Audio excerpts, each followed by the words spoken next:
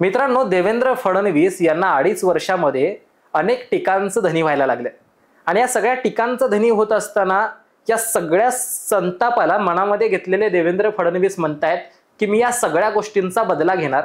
म्हणजे शपथ घेण्यापूर्वीच फडणवीसांचं हे वाक्य बदला घेणार हे नेमकं कुठल्या अर्थाचं आहे हे आपण लक्षात घेणं आणि समजून घेणं महत्त्वाचं आहे आणि हेच या व्हिडिओमधून आपण मांडण्याचा प्रयत्न करतोय।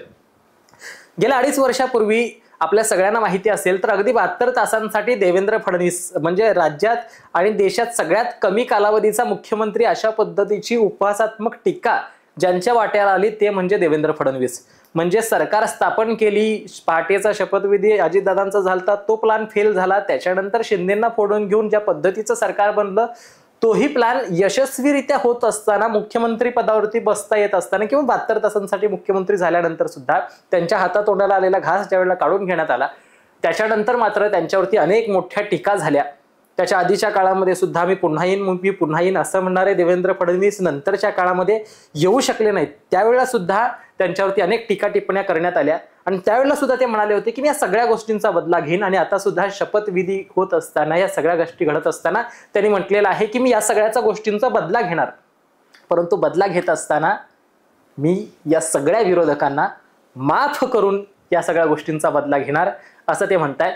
म्हणजे याच्यामध्ये एक राजकीय वक्तव्य आपण या सगळ्या गोष्टींना म्हणू शकतो। जरी फडणवीस म्हणत असतील की मी या सगळ्या गोष्टींना विरोधकांना माफ करून बदला घेणार, तरी सुद्धा फडणवीसांचं राजकारण ज्यांनी पाहिलं असेल किंवा भाजपचं राजकारण ज्यांनी पाहिलं असेल, ज्या व्यक्तींनी ज्या वेळेला त्रास दिलाय त्या व्यक्तीला समूळ राजकारणातून संपवल्याशिवाय, राजकारणातून त्याचं अस्तित्व नाहीसं केल्याशिवाय भाजप असेल फडणवीस असेल आजपर्यंत थांबलेले नाहीत।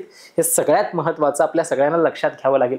फडणवीस म्हणताना म्हणाले की मी सगळ्यांचा बदला घेईन, तोही माफ करून घेईन, कारण या देशामध्ये आपल्या राज्यामध्ये आज जरी फक्त 49 विरोधक राहिले असले, 49च आमदार महाविकास आघाडीचे निवडून आलेत, फक्त 49 जरी विरोधक राहिले असले तरी सुद्धा ते लोकप्रतिनिधी आहेत, लोकांनी त्यांना निवडून दिलेलं आहे आणि ते विधान भवनामध्ये जी आपली मतं मांडतील त्यांचा आम्ही सन्मानपूर्वक आदर करू, त्यांच्या मतांचा विचार करू, कारण ते लोकप्रतिनिधी आहेत अशा पद्धतीचं वक्तव्य फडणवीसांचं होतं आणि आम्ही त्यांना न्याय देऊ असं ते म्हणतात।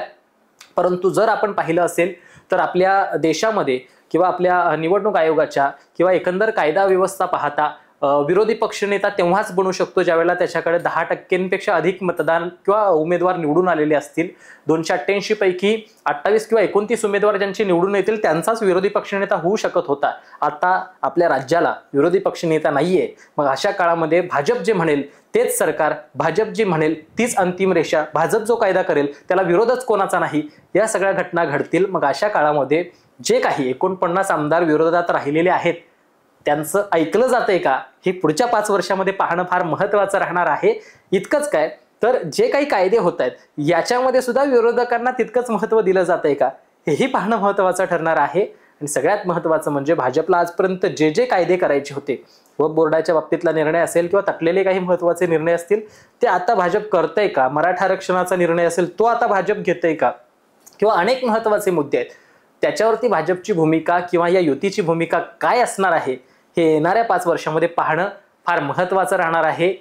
फडणवीस जरी म्हणत असतील मी माफ करून बदला घेणार, तरी सुद्धा त्यांची माफी ही किती महागात विरोधकांना पडणार आहे हे लक्षात घेणं महत्त्वाचं आहे। बावनकुळेंचं काही दिवसांपूर्वीचं वक्तव्य असेल की उद्धव ठाकरेंनी फार काही बोलवू नये, नाहीतर त्यांच्याकडे जे 20 आहेत ते पण 22 आहेत ते पण राहणार नाहीत त्यातले 20, याचा अर्थ विरोधक कोणीच राहणार नाही का? जे 49 विरोधात दिसत आहेत त्याच्यापैकी बरेच जण पुन्हा एकदा सत्तेत येऊन बसलेले आपल्याला दिसतील काय? काय होऊ शकतंय या राज्यामध्ये हे येणाऱ्या काळात आपण पाहूच। मात्र तोपर्यंत फडणवीसांची ही माफी येथेच थांबू। असेच व्हिडिओ तुमच्यापर्यंत आम्ही घेऊन येत राहू। असे माहितीपूर्ण व्हिडिओ पाहण्यासाठी चॅनल सबस्क्राईब करा, इतरांपर्यंत शेअर करायला विसरू नका। सबस्क्राईबचं बटन बाजूला दिसतंय, सबस्क्राईब करायला सुद्धा विसरू नका। तोपर्यंत धन्यवाद।